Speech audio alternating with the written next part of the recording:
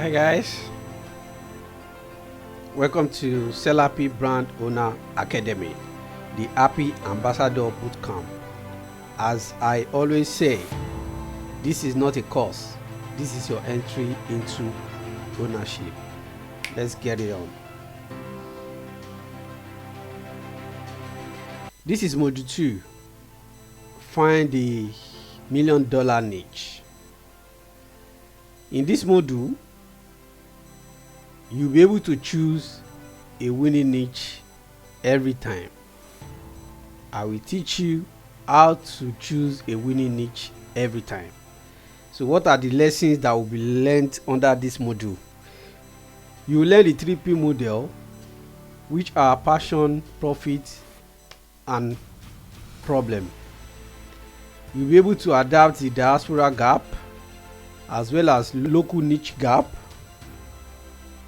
You'll be able to identify the market validity framework, the research tool needed for you to craft your niche as a pro.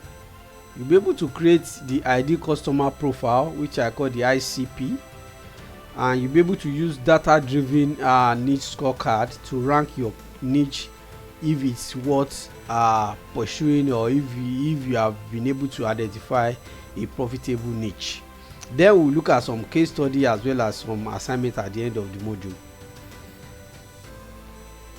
So the niche discovery and validation. Let's find a profitable niche for the diaspora niche opportunity, and let's think about the profitable niche around your locality as well, and let's validate these niches using data, psychology, and trends. Then we'll be able to select a niche with long-term wealth potential. So what this slide is trying to say is, according to our first module, which you've already understand the purpose, the importance, and how to actually find a niche or to craft your niche story. For all this to come together to make sense, to help you identify a niche that is profitable, you must be able to identify niche around you. You must be able to find the niche opportunity around you, or you must be able to understand how to build niche opportunity in a particular location or within a particular set of people. So which is why I've identified ways to find niche opportunity in the diaspora if your attention is about to build niche around the diaspora, as well as building niche around the locality you are located or you are sited. And then you'll be able to use some data driven scenarios or strategy, and also psychological strategies or trend driven strategy rather, to identify or to validate if these niches do really make sense, if it's really worth what you can put all your effort to build. This is what this slide is talking about. And you don't just choose a niche because the niche sounds so sweet or sound easy or look attractive. You choose a niche that will be profitable now and have long time potential at the same time. Let's move to the first module or formula that we'll explore here, which is the 3P niche formula. The first one here is the passion. What you care about. I think this has already said it all with the word passion. If you are able to build a niche around what you are passionate about, you will never feel demotivated, because you will always be motivated to talk about it with people, to lecture about it, to teach people about it. You always love to engage people because it is something you are passionate about. It's just like people who are so much passionate about football. They can discuss football from morning till night. Imagine if you are a football lover and you build a niche around football. I don't know, it could be anything. You could build a clothing brand around football niche. You could build accessories around it. You could build football kits and so many more niches that can come out of football. But because you are just passionate about it, you don't feel like it is work. You feel like you are just flexing within that particular niche you have decided to pursue. So which is why I believe that passion is the first thing that can give you a competitive advantage or edge in whatsoever niche that you decide to choose. The second one there is problem. If you are a researcher, or you believe in what is trending, if once you hear the word niche, you see the word problem solving, solve a problem. It's very core that if you are able to identify a problem around any sector, any trend, any religion, you can actually create a niche around it. You identify a problem, there is always a solution, and you build a niche around it. So what are your audience talking about? What is are the urgent thing they need? What are the things that they are desperate to pay or to throw their money at? These are core when it comes to niche building. Let's say, for example, in a country like Nigeria, you know what it means, especially when you are in the period of fuel scarcity. If you have 10 liters of fuel, even if you charge 100k, there are some people that are ready to pay the money without even thinking about it, because there is fuel scarcity and they actually just want to get the fuel and get away from there. But that's just for an illustration cases. I don't want you to use a seasonal product to choose your niche. There are so many examples that we can cite regarding a problem, urgency, or niche that you can build your business around. For example, one thing that I can say in Nigeria perspective is the issue of electricity. A lot of people just believe generator, solar, massive solar, I mean, if I say solar, massive solar is the only niche you can build around the problem of power supply in Nigeria. But what about you just decide like you want to make every household backyard to be lighting every night? What about the backyard, the street? You can build a solar light that is just created to serve the backyard and the front house of every household, and you come up with a different style of light that is different from the street light or different from the solar light that is outside there at the moment. Just make it differently a little bit, and your agenda is to light up every backyard. That is a niche on its own, and I believe this kind of niche is evergreen, because there are hundreds of thousands of houses in Nigeria that does not have light in the night, or there are hundreds of houses in Nigeria that does not even put light on in their backyard. Even when they on the generator or they have solar light, you see that their backyard is always dark. It's a niche on its own. I think you have the idea. That is a problem that needs urgency and needs as well. So in terms of profitability, are people willing to pay? If you identify a niche that people are not willing to pay, I believe that's a recipe for failure. What's the point of putting on the hard work, building a brand, and people are not really willing, or that it's not a need, it's not a necessity for them to even throw the money at it, or maybe their purchasing power is even really low. Even when they need it or they want it, they can't afford it. So you must choose very brilliantly, you must choose very carefully the type of brand or niche you are going into, depending on the audience you are trying to serve. Make sure you target people that can afford the brand or the niche you are trying to build a brand around. This is very important.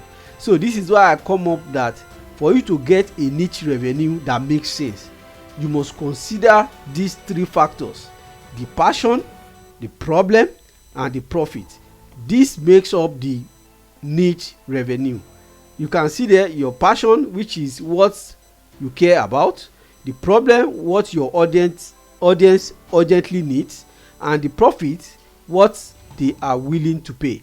If you are able to creatively or logically put these three things together, I assure you, you build a massive niche revenue, which will generate a massive niche profit for you. So you need to be very taciturn about this. You need to be very intentional about this in order for you to make sure that you create something that makes sense. I believe that the intersection of passion, profit and problem, that middle intersection, that is where the niche revenue is created. I don't know how I missed the slide that I've got the diagram which actually showed the intersection of how you can achieve a niche revenue. I hope I will be able to send this out later on after this presentation. Then I will attach it to the sent out. Okay, let's move on. I've identified that I will talk about the diaspora niche gap as well as the local niche gap, just to buttress our understanding about how you identify a niche and how you choose your niche intentionally. So let's talk about the diaspora niche gap. Identify underserved diaspora category. For example, in the diaspora at the moment, people who are in diaspora, they understand that there is a upward trend in Nigerian food. It's not a new thing, but you can tell these days that there are more Nigerian stores than it was before. Previously, maybe in the old city in the UK, maybe especially a city outside London, maybe you just have just one Nigerian store. But these days you will find out that you have many Nigerian stores that are open thereabout. You can see that there are opportunities for someone who wants to supply those stores. If you can make life easier for them to get supply to their store, you can build a niche around that. If you yourself want to open a store of your own within that niche, there is a gap around there. But what about beyond Nigerian store that sell food or grocery? I strongly believe there are so many other opportunities around fashion, around culture, around sports, around ethnicity or the farm produce as well. You can think outside the box and look at the population of diaspora that live in a particular country, and do you have something that is different from just grocery stores that you can serve to this set of people? I believe that there are so many opportunities there. Let's look at some opportunity around some categories like the beauty category, the wellness, the food, the fashion, the culture. As I coined it, if you look at the concentration of these categories, you can see that more attention is paid in the food category. A little bit of attention is start going to the fashion, and I still believe that the fashion category is still underperforming a lot. Yes, and if you look at the culture and beauty as well, they are really underperforming as well. There is another category that is not on this slide, which is the spirituality, the religion. The category is really very low. Trust me. Okay, what about about the herbal part as well? Trust me, there are a lot of people who believe in the traditional remedy, who believe in their religious remedy. For example, the olive oils, the holy water, and so many herbal traditional way of curing stuff. You can repackage it in a way that serve the diaspora. This diaspora set of people, they have the purchasing power. They can buy the product. All you have to do is build a brand that really speaks to them. Build a brand that really meets their urgency, that meets their needs. Then you will serve them, and you will be able to make your niche revenue graph to grow upward or to swing very upward. So just look at something people are emotional about and try to build identity around these gaps. This can give you a competitive advantage within the diaspora niche niche gap or niche mapping. So when you are doing this, I always try to make people around me understand that you don't just do it because you think you must make sure it is a need. You must make sure that you are authentic about finding out why people must buy from you, must buy from the trend, from the brand you are about to build. There are so many ways you can do this. You can carry out research, you can distribute surveys, you can even start working and doing interview for people in group, or you can start visiting religious environment where you know that, or gatherings that you know that the diaspora always gather for you to get their intention and what they need, in order for you to be able to fulfill their need and build a niche, a brand, or a niche brand around them. Let's look about the local niche gap mapping. This I always argue and try to enlighten a lot of people or my students that the amount of opportunity that is on tap there in Africa, or in Nigeria to be precise, is so enormous that you can become a billionaire overnight. And I'm not just exaggerating this. This is just the reality we find ourselves.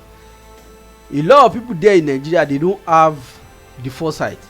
You can see that the little of us that understand how the local settings of our Nigeria or Africa, they are the ones that are making billions out of the rest every day. I don't want to talk about, to mention names of the billionaires now. I'm even talking about people that you are not popular, that you have not even heard about them, but they are making millions every day because they understand the local terrain, they understand the power in the population, they understand the power in the youthfulness of Nigeria, they understand the power of religion and the power of ethnicity, and they use that to milk the best out of this set of people, to make the best out of their own business. So when we are talking about identifying local categories, think about it in terms of the sector, the religion, the culture, the festivals, the politics, the movements, the modernization. Think about all these type of trends, and you understand the enormous opportunity you can milk out of these sectors. Let's think about it from even the agricultural sector, which is what is popular. If you see there and there, everybody's mentioning, go and invest in agriculture. How do you make a niche out of the agriculture? For example, let's just make an example from the fish farming. You don't have to be a fish farmer for you to have a brand that makes sense out of it. I noticed that majority of dry fish in Nigeria, correct me if I'm wrong, always have sand after they dry them. There is always sand in them. Hardly, for example, catfish in particular, if you buy it, you don't wash it thoroughly, one way or another you will eat sand or stone inside it one way or another.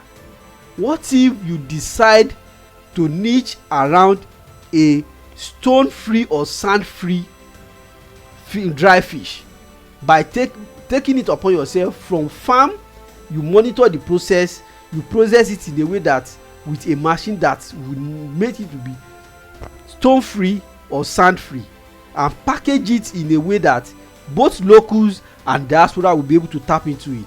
You don't even need to sell to diaspora before you make enormous money out of it. That is just one niche example from the farming, which is fish farming alone. What about so many other things you can do? Till today, the way peanuts, what we know as groundnut in Nigeria, is being packaged, I still don't understand some of the packaging. It's just like they just prepare it in a way that doesn't really make sense, putting it in a bottle that doesn't even make sense, packaging it in a way that doesn't really meet world standard. What if you decide to make it in a different way? What if you follow the routine from ground to branding, and you make it that it is top-notch, world-class type of packaging or branding? There are so many other niches or example I can make within the farm industry. Let's just leave that apart. What about the wellness? We have the like of black soap that can be packaged in a different way. What about the shea butters? A lot of brands or niches are there crying every day to be rebranded in a special way. What are the excuses people always, people will be like, oh, some people, set of people are already doing that. No, it is, you think they are already doing it. Is that the best way we can have it? Can we do it differently? How are you so sure that out of a population that is about 250 million, just 2 or 3 brands is enough to serve them? You need to wake up and think about niching down in a different way. What about your locality? Do you just want to continue to allow the local traders, the local market woman to dominate how food, how wellness products, how traditional herbals are being distributed within the locality, to continue that way? Or you want to take it upon yourself and build a niche brand that is world class package or branded, and then to distribute it in your own way that give it a new sound, a new meaning, a new identity? These are ways you think about niche branding. These are ways you think of the way you think about doing things differently. What about the festive period? I remember people that are Muslims, for example, during the Ileya festival, where things are still done the way it is done. You see people still going to the market to buy the ram, the way people buy ram. For example, you have to go to the market if there is a crisis in the Aboki, northern part of Nigeria. Pardon me for the word Aboki. In the northern part of Nigeria, there will be scarcity, there will be this and that. What if someone just decide to niche down to ram market, that before the festival you have hundreds of thousands of ram or cow ready-made, package, weighed in a way that you don't even need to go to the market to get your ram. You don't need to go to the market to use your hand to size it. There is a standard way of packaging all these live animal or livestock in a different way that is not done before, and you will milk the best out of the profits in that market or in that niche. There are so many ways you can do a lot of things. What about politics? A lot of people just see politics as argument, or where I'm a supporter of this and that. You can make product out of politics. You can make a lot of product out of politics. I don't want to go into that, but I know there is a lot of product that can be developed around it. What about the seasonal product, seasonal or festival period? There are a lot of products that can be designed around a particular festival. How come you have a lot of people who believe in the traditional festival? I don't even know if it's masquerade or whatever you believe in, and there is no product for that particular festival. There is no particular product. All you see people carrying cane up and down during that festival. What about you packaging things that make sense, that the whole world we know that there is a festival, a masquerade festival, that is not idolatry in nature, the way people portray it? Try to sell an artifact that makes sense. Create an artifact that look modern, that is not diabolical, and let the world know that this is the embracement of culture. This is not evil. There are a lot of things that can be done. Think about it. Think about how things can be done properly and can scale. This is how you create niche out of nothing. Trust me. I don't want to talk about other religion like Christianity, Islam, where you can create a lot of attires that fit into that religion. You know, I don't want to keep on going on off and on regarding how you can niche things out in the local settings. You should be able to understand the point I'm trying to make. Like, for everything you see every day, a niche can be built around it. For every seasonal festival, a product or a brand or a niche can be built around it. For every problem you see your neighbors or your family are crying or complaining about, a niche can be built around there. For every inconvenience you see on your daily basis, a niche and brand can be built around it. Just understand this concept, and everywhere you go you see opportunity. You see how you can build a niche brand that speaks for you, that speaks for the audience you are trying to serve. It is as simple as that. All you just have to do is to build authority around it, build your reliability around it, and build trust around it. There is a saying that I always tell my students: you really want to build a niche in the local settings in Nigeria, for example, you must build it in Nigerian way. The way things are done in the neighboring Benin Republic are different from the way things are done in Nigeria. You want to build a niche that speak to the Nigerian audience, you must build it in Nigerian way. If I don't want to continue to emphasize about the Nigerian way. If you like stay in diaspora and think you want to build a product in Nigeria, you are deceiving yourself. You must be there and build it in Nigerian way. When it comes to Nigeria way of business survival, there are so many other things involved. Spirituality aspect is there. Maybe you need to go for 100 years of fasting and prayer, or if you prefer the traditional way, you must make sure you pray a lot for you to succeed. Not to talk of all other politics that revolves around doing things in Nigerian way.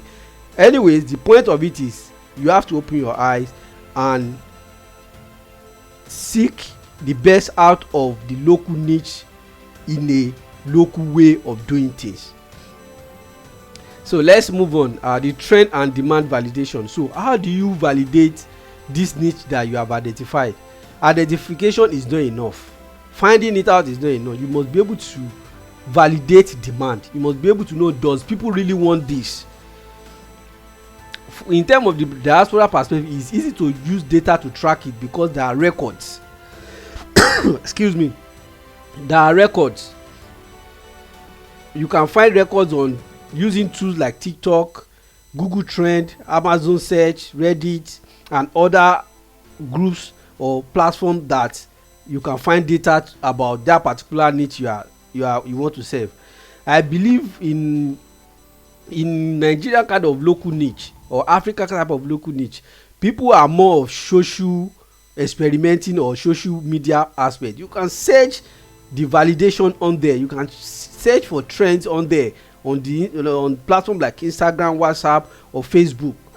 And I believe also outside those platforms, I believe the word of mouth, the body languages, and what you can see within your locality as well is another way to validate it as well.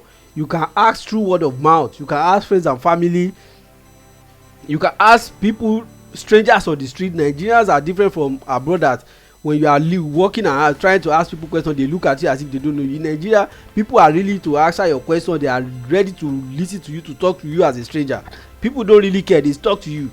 This is the way of doing things, or searching or validating demand in the local way of doing things in Africa, for example. So again, as I said, you must be able to understand the seasonal trend in terms of your validation as well. Once you understand the pattern in the season or the seasonal trend, I believe you can carve a niche around it. I know I've always argued that you should try to do evergreen, you should not do seasonal, but you can actually make money out of seasonal period as well. Let's say, for example, your target is to make a 100 million per year for a particular niche. You can make that 100 million in just 2 months, and the rest of the year is to prepare for the next coming season. Let's say if your niche is around the Christmas festival, all you have to do is make sure your product is available or is well packaged to prepare for that seasonal Christmas period.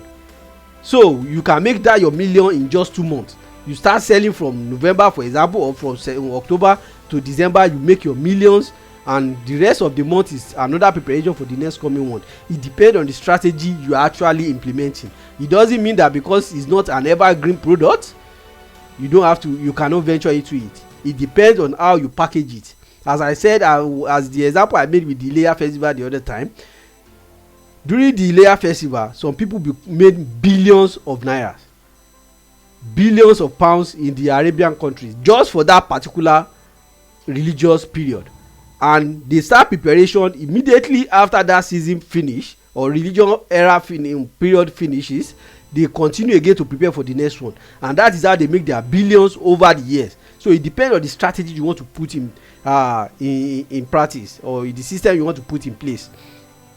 So if you are able to observe this in using cross platforms or word of mouth or whatever means you think you applies to the locality you are based, just make sure you validate there is demand for it. You don't want to produce or to establish a brand that does not make sense, or that people does not want, or that people will not throw money at. So